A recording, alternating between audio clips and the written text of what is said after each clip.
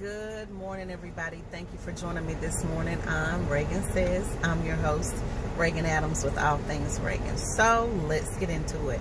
So you guys know that I pre-record these videos the night before or the day before, and I said, you know what, I'm kind of out and about, so I don't want to wait until late at night when I'm looking super duper crazy and trying to record this video. So I said, I'm just going to run to the car and record it now, so I look a little bit more fresh than I would, fresh face than I would late at night, 10, 11 o'clock at night.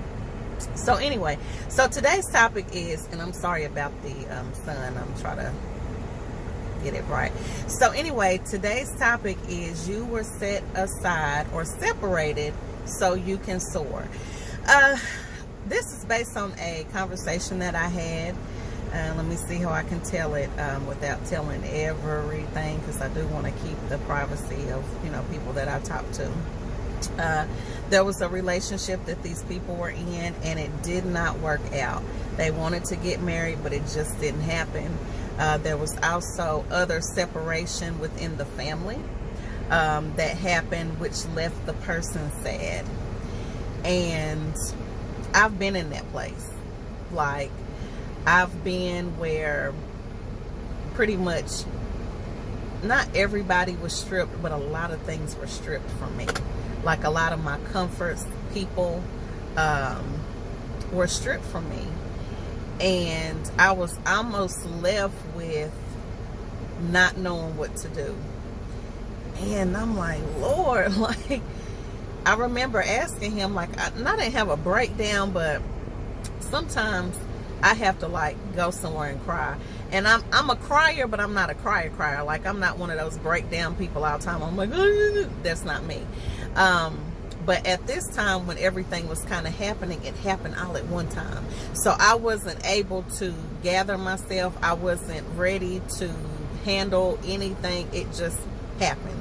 And when it happened, like, it was like something happened, like back to back. And I think a couple of weeks had gone by, and it was almost like somebody had died. That's how I felt. And I sat and I was like, okay, Lord, what am I gonna do?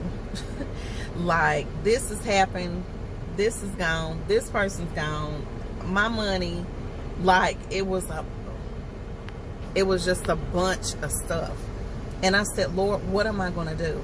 And in that moment, I felt like he was telling me, which I've talked about this before, you always hear me say that, now you're asking me what to do.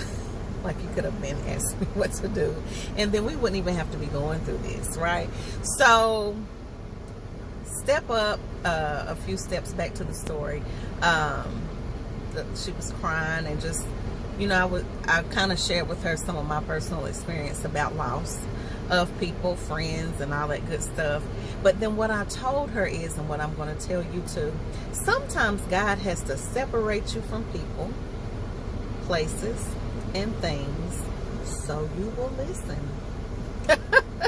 Like, if God has something for you to do, you better believe if you're not being obedient to do it, and it needs to be done, he's gonna make sure it gets done.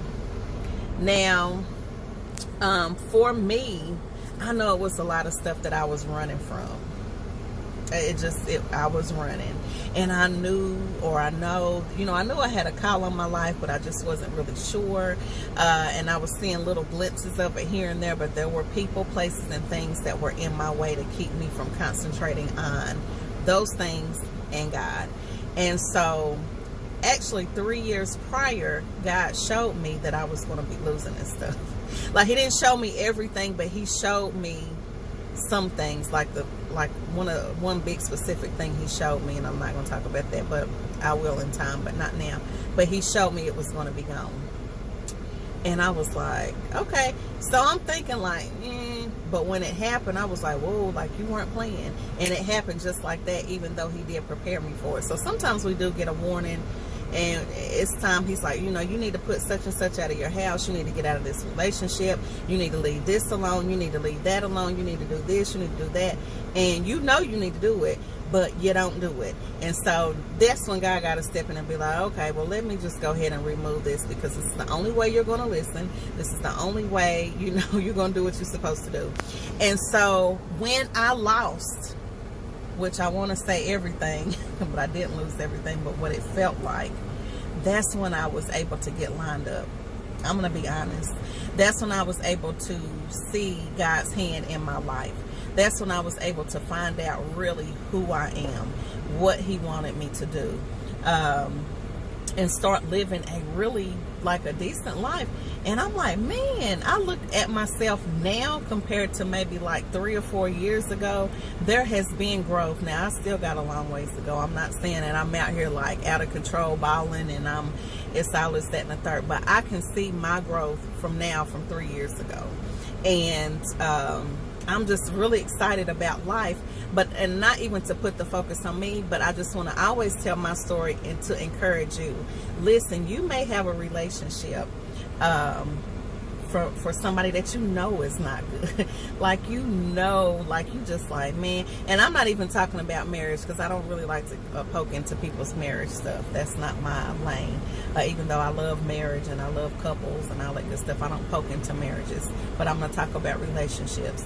You may have a relationship, let's say you've been together for years and years and years, and you just want to get married because it's like, I don't want to start over. You know, that I'm comfortable. And I'm telling you, anytime you talk about getting comfortable, that's when you're in trouble. When you're in a complacent area in your life, that's already a sign. You never want to be comfortable. Well, you want to be comfortable, but you don't want to be comfortable and complacent and not working the gift and doing the things that God wants you to do. Like, yeah, no, you don't want to be in that situation.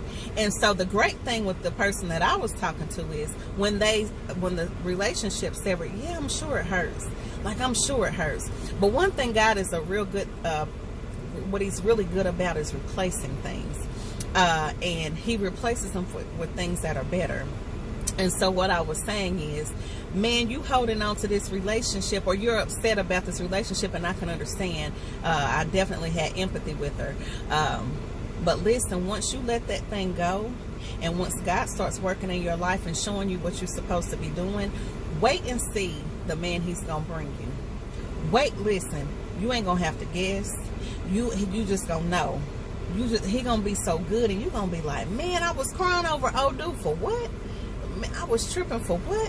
When the person that God has replaced him with is awesome, and he's supportive. And then not only that you'll have that man, but sometimes God just wants you to be whole by yourself. Like, we have stuff that we've dealt with in the past, and I was talking to my biological mother last night. We were on the phone for about 2 hours, but we were talking about stuff that is hidden in our past, and hidden, that we, like trauma, things that we've had that has happened over the years that we've hidden, we haven't talked about, we haven't dealt with, and we've pushed it so far down deep or to the back of our mind that we don't even remember.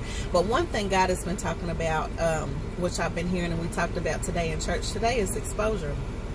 Where God is going in and he's shining a light on stuff that's on the inside of you that needs to be brought out and healed. And if he, you know, he knows when we're ready for relationships, and we're not patient. Listen, I'm probably one of the most impatient people you will ever meet. I want what I want when I want it. It's always been like that. And so God knows that we're impatient people, and we look at our age and say, man, I'm 30 whatever, I'm 40 and I still don't have my man, I'm 50 and I still don't have my woman. But who wants to get in a relationship to be miserable? Who wants to be in a relationship and be miserable? I think the perfect relationship is when two people come together. Of course, marriage is a ministry.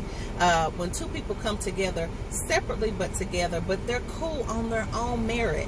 Like, they don't need each other to be whole. And I just think that they can live together and be great together, but can be great separately. And so if you're not whole separately, what are you going to be when that marriage comes? Listen, because your partner doesn't have to. I would hate to be with somebody that I got to pump up all the time and like, bae, it's going to be okay. Bae, it's going to be good. And motivate you every time. I need somebody to be self-motivated. I need somebody to go out there and be able to get it. And when we come together, we can talk about ideas and plans and share, you know, different things that's going to make sure our generation is cool. Like, I don't have time to be trying to pump you up, and you don't have time to pump me up. We got to already be ready and ready to be whole. Now, sure, in a relationship, you're going to be growing as people, growing as a couple, and having to learn and adjust and compromise and all that good stuff. But that foundation has to be there. And so what better way for God to come and clean out mess, for him to start you over, right? Start you over, get to know who you are, get to know, you know, his best for you, and bring out the best. And then when you get that mate, it's like a cherry on top. Like, man, I'm living my best life by myself, but God done brought me somebody that's like me or like-minded like me, and we can come together and win. What? That's the best feeling. So why even stay in a relationship or even a friendship? Listen, I've lost friends. And not necessarily, well, yeah, I've lost friends. And I mean, we're still cool, but we've all gone our separate ways. And not to say that they did anything wrong or I did anything wrong, but sometimes we outgrow one another. Sometimes we have different, you know, lanes and things to cross. And, you know, I've had to grow up. I can't even put anything on anybody else. I know I've had my own stuff. Like I said, I've been selfish. I like stuff my way. It takes a certain type of person to deal with me on a regular basis. I'm going to be honest. That's in business, that's in friendships, that's relationship. My husband will tell you, like, you can't be soft dealing with me. It's not going to happen, because I will run you over. I'll do that. But I've grown. I've learned how to keep my mouth shut on certain stuff and just walk away. You know, so God has to come in and dig a lot of stuff out. So there's no need for you to attach yourself to anything that is not helping your growth. I would hate to be in a marriage. I would hate to be in a relationship. I would hate to be in a friendship where I can't grow, where I can't learn new things and experience new things and have those conversations that are thought-provoking. I would hate to be in any kind of relationship that is going to just stunt my growth. Because every day we should be growing. Every day we should be learning something new, right? And so those are the relationships you need to ask God to bring in. Lord, this is who I need to be attached to. Lord, I thank you that you're going to bring such and such in my life. And so I just was trying to encourage her, look, this now is the best time. I mean, and she's gorgeous. Listen, gorgeous. She's gorgeous. And I don't even think she knows it. That's what threw me. I'm like, baby, do you know when you get yourself fully together, you can have whoever you want to. And it, not that it's about looks, you know, it's not. But I'm just telling you, when she figures out all of who she is, and I think that's why God has to clean some of us out, because we don't know who we are. Like, I know sometimes we still try to figure stuff out. We're insecure. We have a lot of things with us. I got it. I'm the same way. But we work those kinks out as we go. But at the end of the day, God wants us to know, and I'm speaking to women, and I mean men, but women. God wants us to know who we are. God wants us to know we're the best thing since sliced bread, baby. Listen, we're good. And he wants us to know how much he loves us. He wants us to know that he calls us, you know, when we have a husband, the helpmate. We are bad. The Psalms 31 woman, baby, she was bad.